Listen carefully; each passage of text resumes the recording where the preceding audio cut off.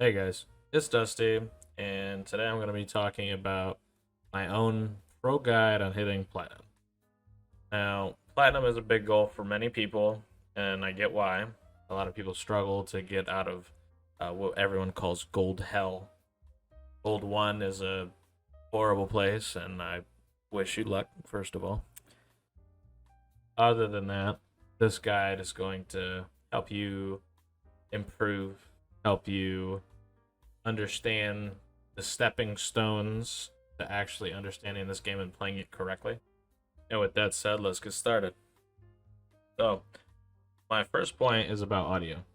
Audio is probably the most important aspect of the game. Without good audio, people could sneak up to a site. They can catch you on your roam, whatever. You definitely want to be listening to the best of your ability using a headset, especially if you're on an Xbox or whatever. It doesn't matter. Plug a headset into your TV. Um, you're gonna be trying to listen for audio cues. Listen for little shuffles, listen for little clanking noises that guns make in this game. Because audio in this game is not the greatest. Someone could be standing perfectly still and you could still hear them. You're also going to be listening for different gunshots. If Ash shoots a camera as soon as she spawns in, hey, they got an Ash. Now, is that information super important? No. But what could be important is knowing that they have a Nomad or a Blackbeard. Tell your boys, hey, stay away from the windows, or don't peek windows that get popped open or whatever. It can save your teammate's life. It can save your life. It can even help you determine how they're going to push the site. So listening for the different audio cues is definitely important, and I definitely recommend using a headset, especially a good headset. I personally recommend Logitech, but it's all up to you, whatever you decide to get. And with that being said, the next point I would like to make is that you need to understand what your team needs. What does this mean? It means that if your team needs a hard breach, or if they need a Thatcher, or they need someone to fill a certain position, that you can step up to the plate and take that position. It might not be your favorite, it might not be your strongest, but if you think about it, your team will function better as a whole if everyone is doing their part towards the actual game. And if you help your teammates, whether they're solo or not, by opening a pathway into sight, your team might overall do better and it might help you win games. Now, when you get your stack together, which we'll talk about later, you'll definitely be playing your preferred role more because you guys will mesh well together and you guys will obviously have your own roles. But remember that you won't be the same role all the time, most likely, especially if you're in like a fragging role, because not every day will be a good day for you, and it's okay, and that's normal. And so for my third point, somewhere along the lines of helping your teammates is trading them. Sometimes you're trying to fill that role the best you can, and your teammates really aren't trying to help you. So try to help your teammates. When your teammate goes into the building, you'll follow probably like 5-ish meters behind them, swinging things a little bit later than they do, in hopes to get targeted less by the people that they take the gunfights with. And if they lose their gunfight, you'll be there to refrag them or trade them. And I don't want people to get confused and think that that's some sort of like baiting or whatever. I know I hear that a lot, especially in lower elo, but just know that that is a huge part of the game. Evening the score, making it 4v4 instead of 4v5 is huge. And playing that way, you'll definitely see a higher win rate in your games. You'll see a lot higher KD in your games as well. Point number 4. If those things aren't working, it's more than likely because you're not properly countering the enemy. What do I mean by that? You're attacking the most structured part of their site. You are attacking their strong point, and you're not taking advantage of the things that you could be. This is where the drone phase comes in. Now, in comp, we would have one person just suicide drone, which is what we would call it, because their drone would 9 times out of 10 be shot. And they would just try to get some insight onto what they were doing, whether they were doing like a double shield setup or whatever. Wherever you see them setting up the most utility is the side that you want to avoid most. So if they're setting up, you know, facing one direction, which is what most teams do, come from behind. Hit them where their weak spot is. If their roam game is really strong and your team is just dying every single time that you walk in, you need to, first off, play as a team, as a group, drone, and move through and try to either clear that roamer efficiently or go where the roamers aren't and try to just get to site before the roamers get to you, and you make them play retake. So now I hear you guys telling me, all right? Hey, Dusty, we do this already. We're gold 1. We're not stupid. We know how to play the game for the most part. I want to know how to keep my motivation up. To keep your motivation up, you need to remember that, for one, losses don't matter. You have the rest of the season to figure that shit out. Number 2, rank doesn't matter because it doesn't show your true skill. There are a lot of great players in this world that don't care about ranked. I don't care about ranked. I don't even play ranked. I place every season, but that's it, really. I used to care about ranked. Now, you do care about ranked right now. That's why you're watching this video. These mental blocks that you're creating by having fear of losing is holding you back. You need to not fear losing. And remember that losing happens, you know, no matter what, you're going to lose. And to not let it take you off the game. Every time you get off because of that, you know, you're like that miner that stops right before he gets to the diamonds. You know what I mean? I don't know if you guys know that. I'll throw a picture up real quick.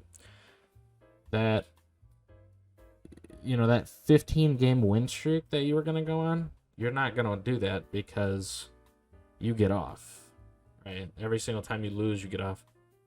If you play 10 games and are up 5 games, that is better than playing 2 games and being up 2 games and then getting off because you're afraid to lose the next game.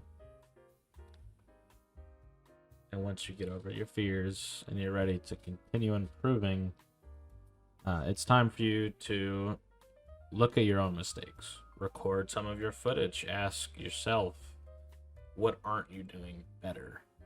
I even have a thing where you can reach out to me and send me an entire, you know, video of how you play, or you can send me your match replay, and on live stream I can go over it and basically explain what you're doing wrong and how you would fix it, to the best of my ability, obviously.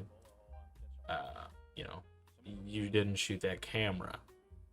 That camera cost you the round because they knew they knew where you were coming from. Whatever, stuff like that. Trying to make yourself a more well-rounded player, and being honest with yourself. It can't always be someone else's fault. You got to remember, you know, hey, I'm responsible for my own actions. I shouldn't have pushed that doorway. It was stupid.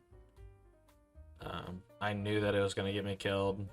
I knew I didn't have to take that gunfight. Whatever. It's all about that self-awareness that's going to help you constantly improve. And when you are trying to rank up, that is what ranking up is. You are trying to constantly improve to be better than you were yesterday. And progress will be slow. But remember, I am better today than I was yesterday because of that work I put in yesterday. And the work I'm putting in today is going to make me better tomorrow. It's very important. And it will definitely help you improve. All right, and so for my second to last point in this video is to pick the right teammates. Do not queue with toxic people. People that complain, people, as long as, like, if they're complaining in a joking manner, that's one thing. But if every time they die, they are asking you why you didn't do something, if every time they die, they're wondering what you could have done to prevent their death, or if they just whine, don't queue with them. It sounds like a no-brainer, right? But a lot of people queue with people that act like this, and I personally don't understand it because, in general, like, I try to keep myself around people that are positive, people that I can joke around and whatever. So I definitely recommend, first off, that your friends and the people that you queue with aren't toxic and they are easy to be around, because you want to be able to win and lose with these people. My second point about picking the right teammates is more so rank, right? If they are not on your level, that's just how it is. Like, you can't lose games because they're not on your level, but don't be mean to someone because they're not as good as you. Just let them know, like, hey, you know, you aren't on my level yet. Once you get there, we'll talk about playing together.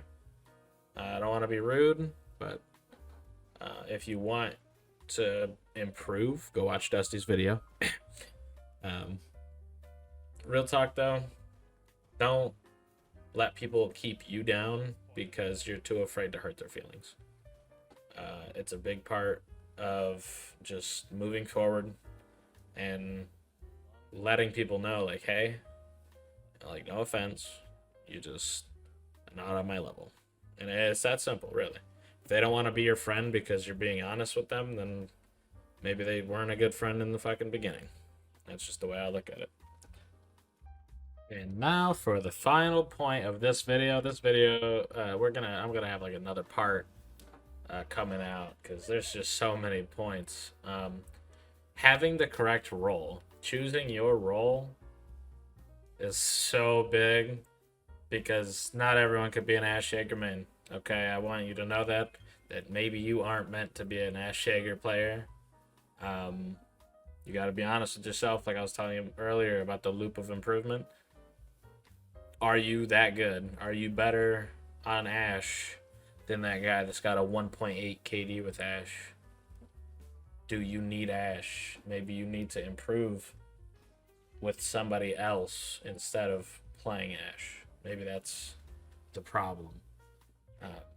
You need to be honest with yourself, be willing to try new things, because if you don't, you are definitely going to be in a bad position in trying to find a stack, because they're not going to like you on that role, and they might drop you from the stack just because you're not performing perfectly every time, which you shouldn't be worried about performing perfectly all the time.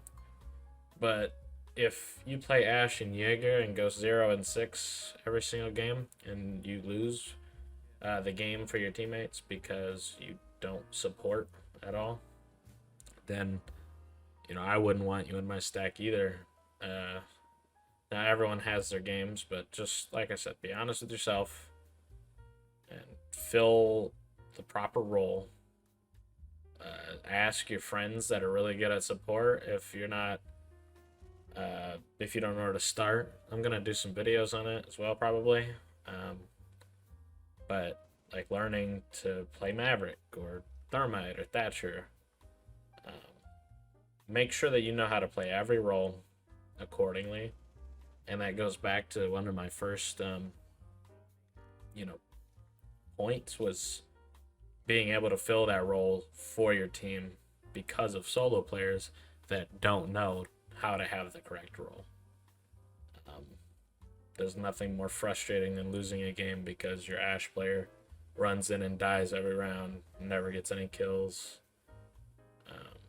So yeah, just remember, Be honest with yourself. Pick a good role for you. Not everyone's an Ashen Jaeger player. But that's going to do it for this episode of whatever the fuck I'm going to call this series. My tutorials. I do plan on making more videos like this. I definitely have some stuff like in the fucking works. It's so hard to sit down and record myself talk.